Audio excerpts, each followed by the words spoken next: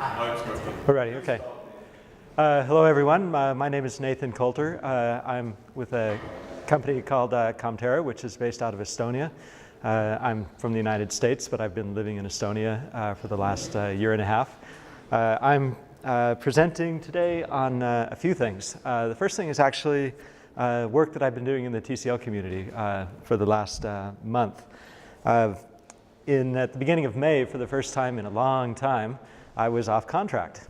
And I thought, well, okay, this is a refreshing break, but what am I going to do with it? And the thing that I really wanted to do was work on TCL. And so I came up with an idea to run a project that you may have seen on the wiki. It's called the Clone Don Porter project. And the idea of the Clone Don Porter project was to try to facilitate the work of Don Porter on the TCL team. Don is the release manager for TCL, so he's very aware of issues affecting the stability of TCL and what needs to happen for before the next release is ready. And also, Don is on the TCL chat room, the IRC chat room, every day. So I find it very easy to work with him and convenient to get feedback from him. And so I decided to try to be Don Porter's henchman for a while. And we did manage to complete some work. The first round of this project is already done. The first task that Don suggested was to fix this memory leak in EuroTcl. The memory leak had been reported in October of last year, and 7 months later it was still open. So I started with that. It took some hunting, and I've done this type of work before, but there's always more to learn about this type of work. So it was interesting, and it actually wasn't a particularly difficult problem to find and correct, which made me wonder why it had been open for 7 months, but it had. And there's actually quite a bit of work of this nature that needs doing. If you look through the TCL issues, there are quite a few issues that are outstanding like this. I went on from there to perform a couple of some more basic tasks, code cleanup in the string functions in the TCL core. Tip 498 is actually a tip that I submitted. I did the original work on tip 498 last January and February. And that was actually a rewrite of the namespace cleanup routines in core TCL. And that rewrite resulted in tip 498, which is basically a proposal. Let's see. The proposal is essentially that, well, the issue is what happens when you delete the current namespace. So if you delete the current namespace right now in TCL, you find yourself in a ghost namespace. The namespace continues to exist for the duration of your script. And when your script exits and any other scripts on the stack that are operating in that namespace, when those are all complete, the namespace then finally dies. Which means that actually in the meantime, after you've deleted the current namespace now typically this isn't something that you would do, which is probably why you haven't run into this and have never worried about it. But this kind of thing can happen, particularly when you're working in an object-oriented paradigm in TCL. There are cases where it does come up. So as I was doing this work, this turned out to be one of the stumbling blocks to making the code clean. It's a complicated piece. And the alternative was to, well, instead of keeping the ghost namespace around, which the problem with that is that if you don't know that the current namespace has been deleted, and you don't know you're working in a ghost namespace, and then you do things, modify things in the namespace, add procedures or variables, and then a moment later they're gone, or maybe some time later they're gone when the namespace finally gets cleaned up, it can be confusing. Looking at the code, there's no explicit point between where you created the variable or modified the variable, and where the variable disappeared. There's no point that you can find in the code that says namespace delete. The namespace is just gone, so it's a little confusing. The proposal is that instead of keeping the ghost namespace around, that if the current namespace is deleted, the current namespace then becomes the global namespace. And I think that will work better. I've written the proposal. It's not up for voting yet, but I think some people on the core team like it. I've gotten positive feedback from Don about it. And so some of this work was actually work to fix outstanding issues in TIP 498. From there, I went on to clean up some issues in the sample extension, which I'm sure a lot of you use in your own extensions. And from there, I started working on other memory-related issues. There are other open issues that I was interested in, particularly TCL00 issues I'm interested in, namespace issues, and issues where coroutines are involved. And there are issues, for example, right now there are open issues involving coroutines and traces, that kind of thing, interactions between different components. But in order to do that kind of work, well, I found that what I wanted was a TCL that reported using Valgrind no leaks. I wanted to. It's kind of iffy work. It's work that I'm not. It's work that I don't feel incredibly comfortable about getting right the first time, and so it would be nice to, after completing some potential fix, to be able to run the test suite and see that I haven't introduced any new issues. But the TCL test suite, if any of you, for all of those that run it under Valgrind, which I actually don't think very many people do, because it turns out that you have to supply the right options when you build TCL to make sure that Valgrind can do what it wants to do. So I actually audited the TCL test suite and found all of the instances, inspected all the instances where Valgrind was reporting errors. Some of those issues are not TCL issues. They're issues with the C standard library that TCL doesn't care about. So in those cases, we can simply suppress the Valgrind reports. And I did add a Valgrind suppression file to TCL, the tools directory, and modified the test suite so that it uses those suppressions. And actually, there are only a few, 3 or 4, and that's it. Everything else, all the other issues were TCL issues. Some issues came from well,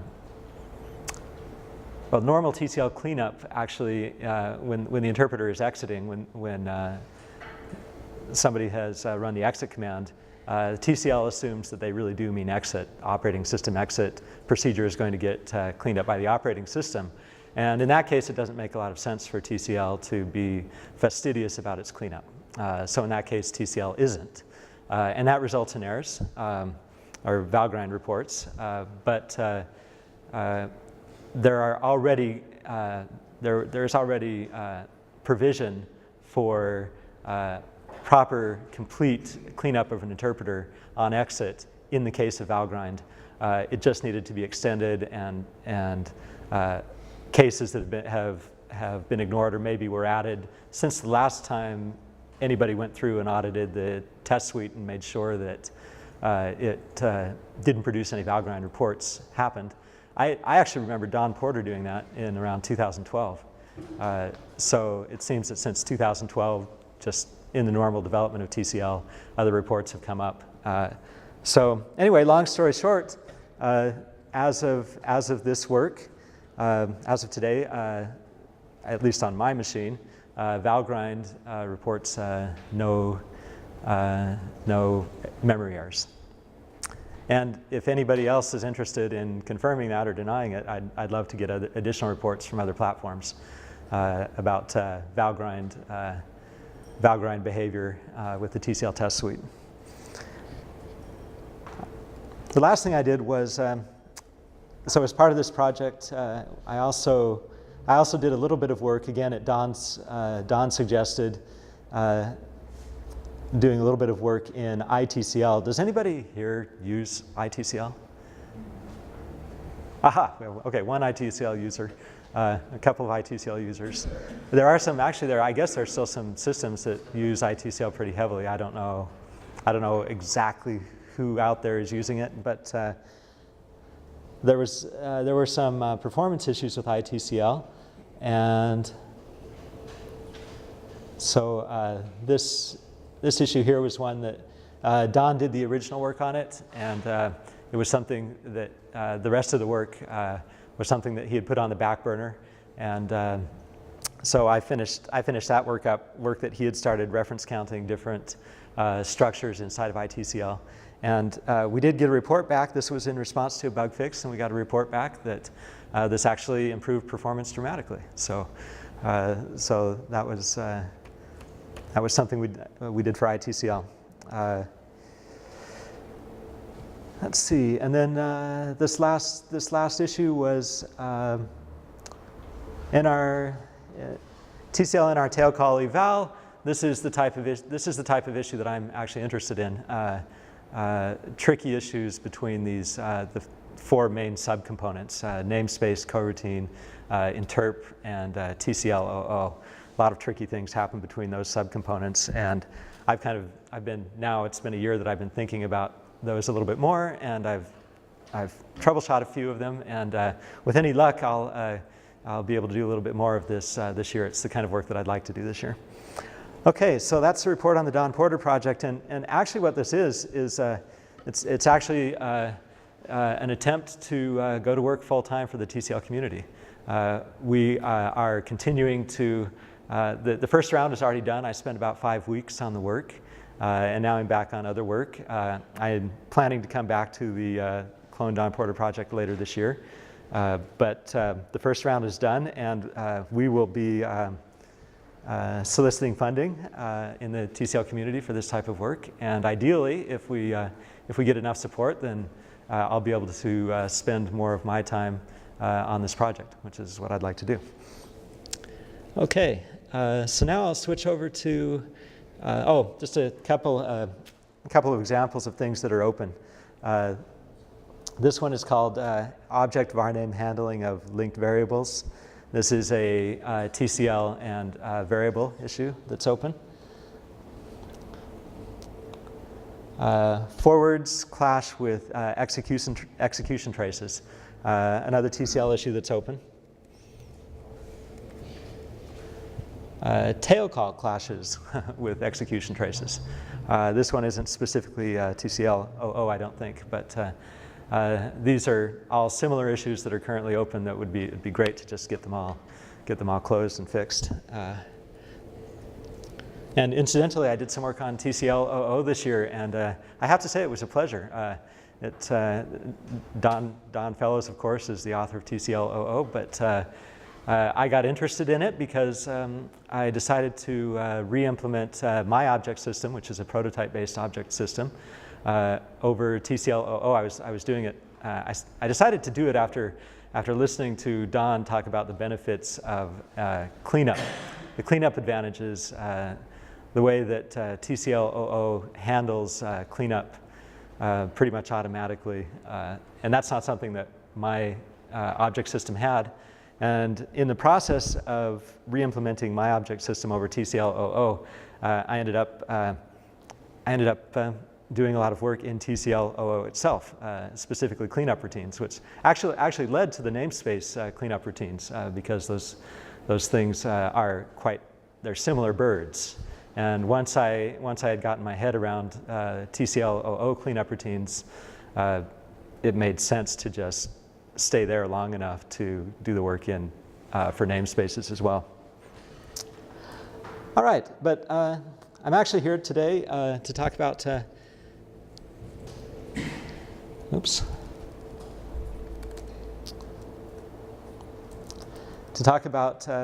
piece of code that I've written recently called ycl struct env. YCL is my toolkit. I throw everything that I create in YCL. I'm sure many of you probably have something similar. a place. This is the kitchen drawer of all of the libraries I use. And this particular library, ycl struct env, is a hierarchical data structure which, well, replaces maybe dictionaries for some purposes, and also replaces, the intent is actually to replace namespaces as well. It's a data structure which the interface is designed to allow somebody to easily look at the data structure as, well, a hierarchy, or else to be at a certain point within the data structure and look up to higher levels, sort of namespace style, environment style.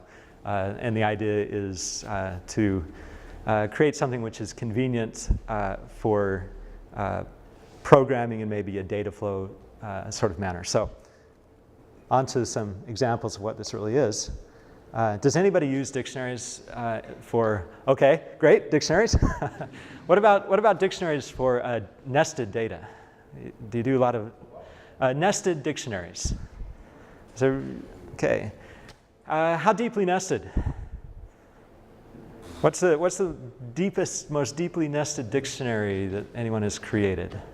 More than 5 levels? Is anybody using really deeply nested?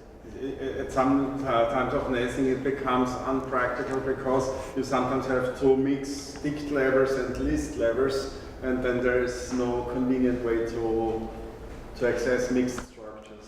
Right. It's hard to, there's actually no explicit indication of where nesting begins with dictionaries, at least in the format. There are ways around it. You can settle on a protocol, for example, that whenever there is a list with exactly one object in it, or one value in it, that is the value and it's not nested, things like that. But this is an alternative, this system. I'll also be talking about the document object model and about tdom. So who uses tdom here? A lot of people use tdom. Great package, right? It's one of the best. And thanks to ycl and Ralph Ade. Ralph is here today. These are the heroes of tdom. So I give Ralph a hard time about tdom a lot, but I don't ever say thank you a lot. But this is my chance. Thank you, Ralph, for your work on tdom. I appreciate it, and I guess a lot of other people here do too. So this is the first illustration of how this library works. The command is called env, and we can create new nodes in the hierarchy with this command. So here we're just creating a new node called store. Now actually store is meant in these examples to represent a retail outlet with products.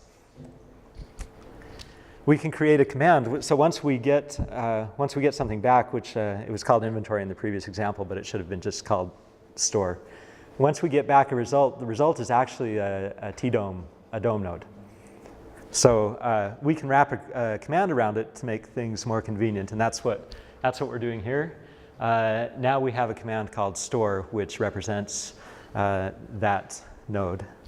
What can we do with this command? Well, we can append things to it, but we can append nested hierarchical data to it as well. Here we are appending a node called products, and to that node we're appending another node called hammer, and actually there should be brackets around these last two because those are the values associated with that node. So now the store has one hammer that it can sell. Now that was the main store. In this case, we're creating another store called store one. Store one is, as you see, it is a descendant of store. And there's also a hammer in that store which has a different price. The main command, the most important command in env in this system is pivot, which allows you to go from one point in the hierarchy to another point in the hierarchy. In this case, this is dirt simple, pivoting from store to store one, and the result is a TCL or a tdom node value.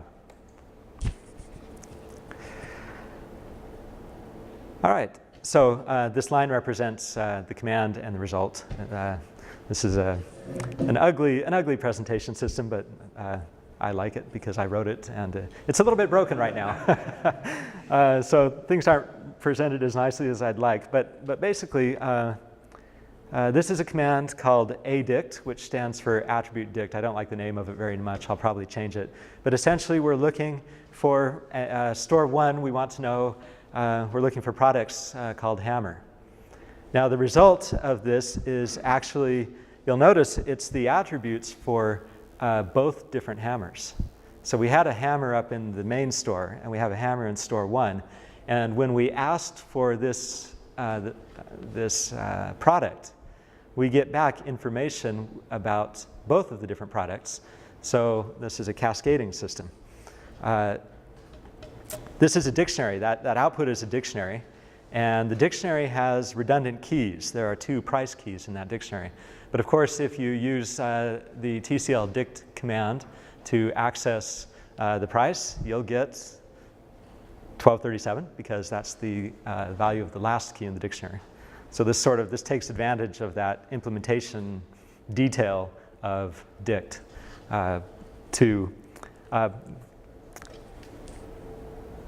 So this is another example of a versatile value. TCL is filled with versatile values. Is it a dictionary or is it a list? Well, it could be both. Is it a string or something else? It's whatever you need it to be. And in this case, this may be a dictionary where you just simply want to know the price. Or it may be HTML headers where you have multiple identical headers. So the system is actually designed to support in interesting and useful ways, multiple keys. And of course, hierarchical data, the document object model, you can have multiple nodes with the same name. We want to take advantage of that sometimes. This is an example of accessing the value of or finding one node. The $sign subcommand is essentially value access of a node.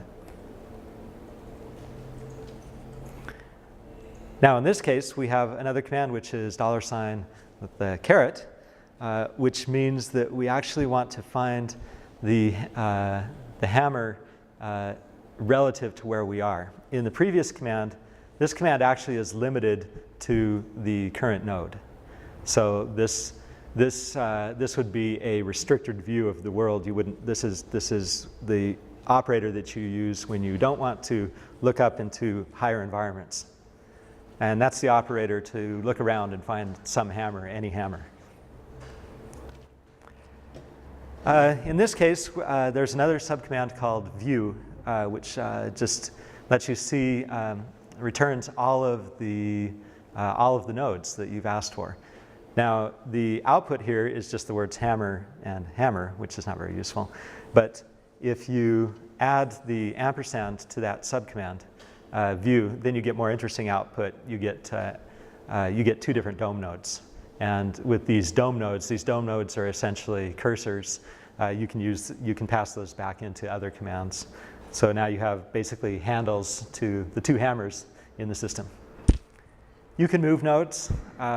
So by the way, there's already, we already have a complete API, a complete document object model set of commands in tdom.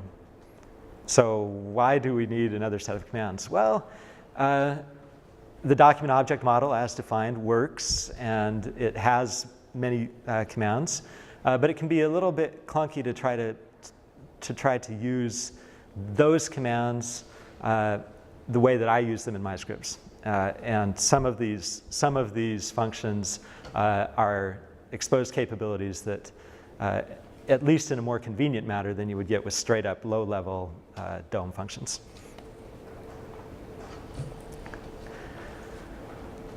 Sometimes it's useful to, from one node to move to another node and then run a command at that other node. So the as routine does that.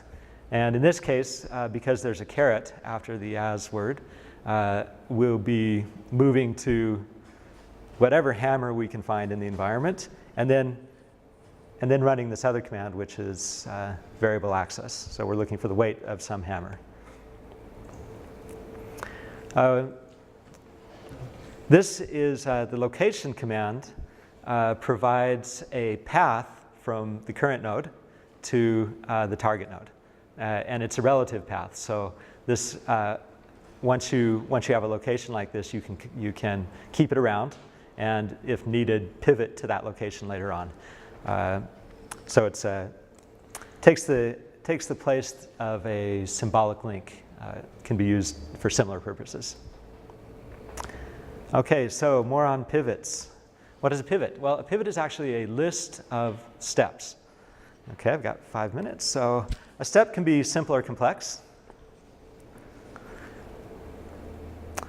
This is actually a pivot, which is, I think I missed one. Oh, okay. So the pivot command in the simplest form looks something like this. And any guesses what node we pivot to there? The parent node. Yeah. Now, what if we want to pivot to a child node named ... Well, in that case, we would need to escape the pivot with the escape. The escape syntax is a single dot. So pivots are actually lists, and if the list starts with a single dot, then you're actually escaping the next value, which is the actual value. The syntax for pivot looks like this. In this case, we're pivoting first to the parent node, and from there to some xpath relative to the parent node, and from there to some other xpath relative to the parent node. So this makes it easy to fan out.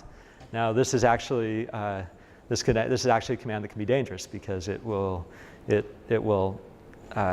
spawn essentially subcommands which will find as much data as you've asked for. So this is something that you have to be careful with, but it's a powerful capability. Another type of step is exclamation point, which is a command.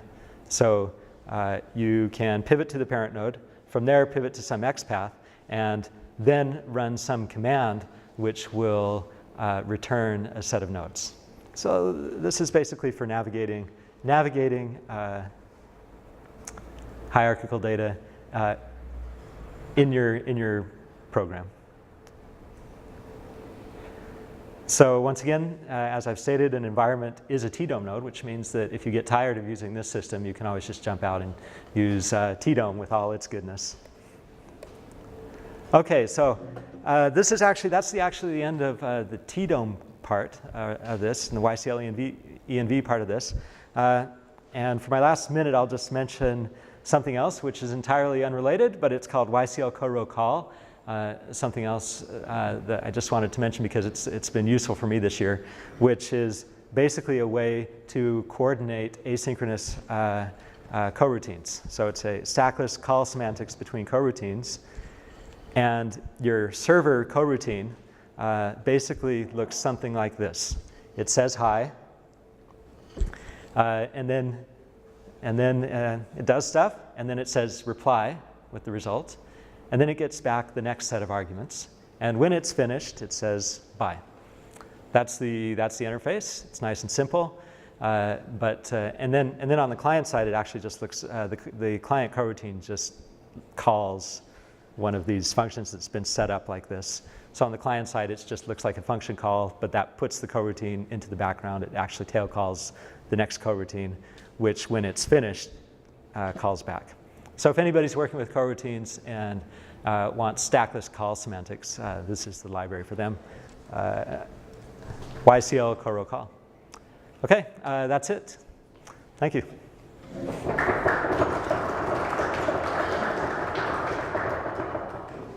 Questions? Okay. Thank you, Dave. Yes.